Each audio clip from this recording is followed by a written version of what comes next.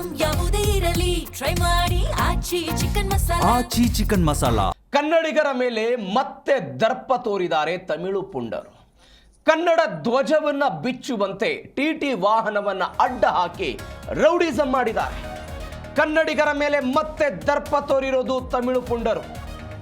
ಕನ್ನಡದ ಧ್ವಜವನ್ನ ಬಿಚ್ಚುವಂತೆ ಟಿಟಿ ವಾಹನವನ್ನ ಅಡ್ಡ ಹಾಕಿ ರೌಡಿಸಂ ಮಾಡಿರೋ ಘಟನೆ ಇದು. ಶಬರಿಮಲೆಗೆ ಹೊರಟಿದ್ದಂತ ಯಾತ್ರಿಕರ ಜೊತೆಗೆ ಪುಂಡರು ಕಿರಿಕ್ ಮಾಡಿದ್ದಾರೆ. ಶಬರಿಮಲೆಗೆ ಹೋಗ್ತಾ ಇತ್ತು ಟಿಟಿ ವಾಹನ, ಅದನ್ನ ಅಡ್ಡ ಹಾಕಿ ರೌಡಿಸಂ ಮಾಡಿರೋದು. ಚಾಮರಾಜನಗರದ ಹರದನಹಳ್ಳಿಯಿಂದ ಯಾತ್ರಿಕರು ಹೊರಟಿದ್ರು ಶಬರಿಮಲೆಗೆ. ತಮಿಳುನಾಡಿನ ತೂತುಕುಡಿ ಬಳಿ ಟಿಟಿ ವಾಹನವನ್ನ ಅಡ್ಡ ಹಾಕಿದ್ರು, ಗಲಾಟೆ ಮಾಡಿದ್ದಾರೆ. ಪೊಲೀಸರಿದ್ರು. ಈ ಸಂದರ್ಭದಲ್ಲಿ ಪೊಲೀಸರ ಎದುರುಗಡೆನೆ ಕನ್ನಡಿಗರ ಮೇಲೆ ದರ್ಪವನ್ನು ತೋರಿದ್ದಾರೆ. ದೃಶ್ಯದಲ್ಲಿ ನೀವು ಗಮನಿಸ್ತಾ ಇದ್ದೀರಿ.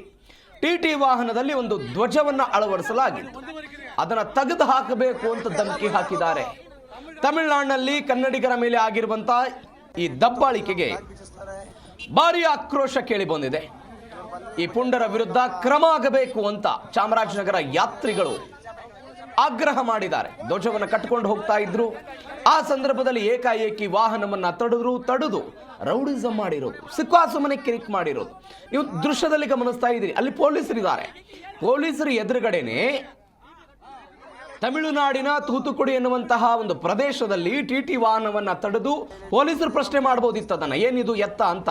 ಆದ್ರೆ ಆ ಸ್ಥಳೀಯರು, ತಮಿಳುನಾಡಿನ ಈ ಪುಂಡರು ಕನ್ನಡಿಗರ ಮೇಲೆ, ಚಾಮರಾಜನಗರದ ಹರದನಹಳ್ಳಿಯಿಂದ ಹೊರಟಿದ್ದಂತ ಯಾತ್ರಿಕರ ಮೇಲೆ ಈ ರೀತಿಯಾಗಿ ನಡೆದುಕೊಂಡಿರೋದು ದೃಶ್ಯದಲ್ಲಿ ನೋಡ್ತಾ ಇದ್ದೀರಿ.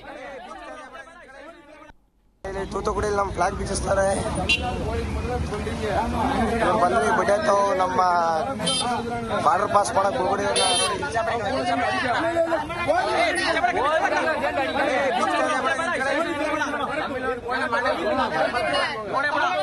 ಈಗ ನಾವು ಕಿಚ್ಚಂದ್ರಿಂದ 6 ಗಂಟೆಗೆ ಹೊರಟ್ರೆ ಅಲ್ಲಿಂದ ಬರುವಾಗ ನಾವು ಈಗ ತೂತುಕುಡಿ ಹತ್ರ ಇದ್ದೀವಿ. ತೂತುಕುಡಿ ಹತ್ರ ಒಂದು 10 ಟೂರಿಗೆ ಬಂದು ನಮ್ಮನ್ನ ಅಡ್ಡ ಹಾಕ್ಬೋದು.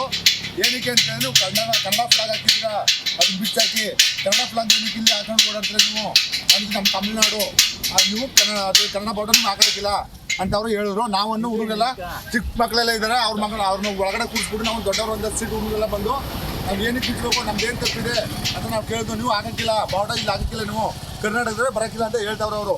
ಚಾಮರಾಜನಗರದಿಂದ ನಮ್ಮ ಶಬರಿಮಲೆ ಯಾತ್ರೆ ಹೋಗಿದೆ. ಬರ್ಬೇಕಾದ್ರೆ ತೂತುಕುಡಿ ಹತ್ರ ಅಡ್ಡ ಹಾಕಿದ್ದಾರೆ. ಅಡ್ಡ ಹಾಕಿಬಿಟ್ಟು ಫ್ಲಾಗ್ ಇತ್ತು ಅಂತ ಹೇಳಿದ್ರೆ ಗಲಾಟೆ ಮಾಡಿದ್ದಾರೆ. ನಮ್ಮ ಸ್ವಾಮಿಗಳೆಲ್ಲ ನಾವು ಸಪೋರ್ಟ್ ಮಾಡಿದ್ದಕ್ಕೆ ನಾನು ಯಾವುದೇ ಕಡೆಗೂ ಫ್ಲಾಗ್ ಬಿಚ್ಚಿಲ್ಲ. ಬಂದರು, ಎದುರಿಸಿದ್ರು, ಫ್ಲಾಗ್ ಬಿಚ್ಚಿಲ್ಲ, ಗಾಡಿಗೆ ಸುಟ್ಟಾಕಿ ಅಂತ ಎದುರಿಸಿದ್ರು. ಅವ್ರು ಎದುರಿಸಿದ್ರು ಅಷ್ಟೇ, ಸುಟ್ಟಾಕೋದ್ರಿಂದ ನಾನು ಫ್ಲಾಗ್ ಬಿಚ್ಚಿಲ್ಲ ಅಂತ ನಿಂತ್ಕೊಂಡ್ವಿ. ಪೊಲೀಸ್ನವರೆಲ್ಲ ಬಂದು ಸ್ಟೇಷನ್ ಗಾಡಿ ತೊಗೊಂಡೋಗವ್ರೆ. ಅಲ್ಲಿಂದ ಅವರು ಬಿಡಿಸ್ಬಿಟ್ಟು ಕಳ್ಸೋರೆ. ಕಳ್ಸಿದ್ರೆ ನಾವು ಯಾವುದೇ ಕಳ್ಸೋ ಫ್ಲಾಗ್ ಅಂತ ಹೇಳಿಲ್ಲ, ಹಾಗೇನೆ ನಾವು ತೊಗೊಂಡು ಬಂದಿದ್ದೀವಿ. ಈಗಲೂ ತೂತುಕುಡಿಯಿಂದಲೇ ನಿಂತ್ಕೊಂಡು ಮಾತಾಡ್ತಿರೋದು.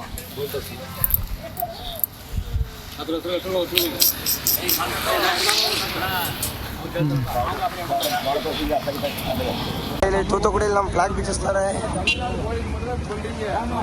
ಬಂದ್ವಿ ಬಿಟ್ಟಾಯ್ತು. ಹೆಚ್ಚಿನ ಡೀಟೇಲ್ಸ್ ಕೊಡ್ತಾರೆ ನಮ್ಮ ಚಾಮರಾಜನಗರ ಪ್ರತಿನಿಧಿ ಸುರೇಂದ್ರ ಫೋನ್ ಸಂಪರ್ಕದಲ್ಲಿದ್ದಾರೆ. ಸುರೇಂದ್ರ, ಈ ಘಟನೆ ಆಗಿರೋದು ಎಲ್ಲಿ, ಯಾವ ಕಾರಣಕ್ಕಾಗಿ ಘಟನೆ ಆಯಿತು? ಧ್ವಜ ತೆಗೀರಿ ಅಂತ ತಮಿಳುನಾಡವ್ರು ಹೇಳಿದ್ರಂತ, ಏನಾಯ್ತು ಇದು ಒಟ್ಟಾರೆ ಬೆಳವಣಿಗೆ?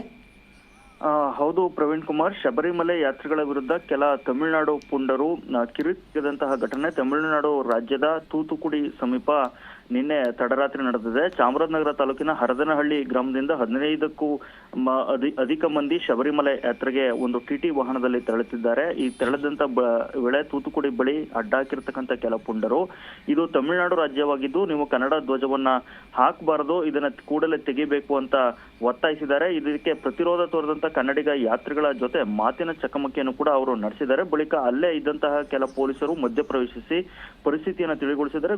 ಜೊತೆಗೆ ಏನ್ ತಮಿಳುನಾಡಲ್ಲಿ ಒಂದು ಪುಂಡಾಟ ಮೆರೆದಂತ ಪುಂಡರ ವಿರುದ್ಧ ನಾವು ಸೂಕ್ತ ಕಾನೂನು ಕ್ರಮ ಕೈಗೊಳ್ಳುವುದಾಗಿ ಪೊಲೀಸರು ಹೇಳಿದ ಬಳಿಕ ಇವರು ಯಾತ್ರೆಯನ್ನು ಮುಂದುವರಿಸಿದ್ದಾರೆ. ಇನ್ನೆರಡು ದಿನಗಳ ಬಳಿಕ ಅವರು ಚಾಮರಾಜನಗರಕ್ಕೆ ವಾಪಸ್ ಆಗ್ತಾರೆ.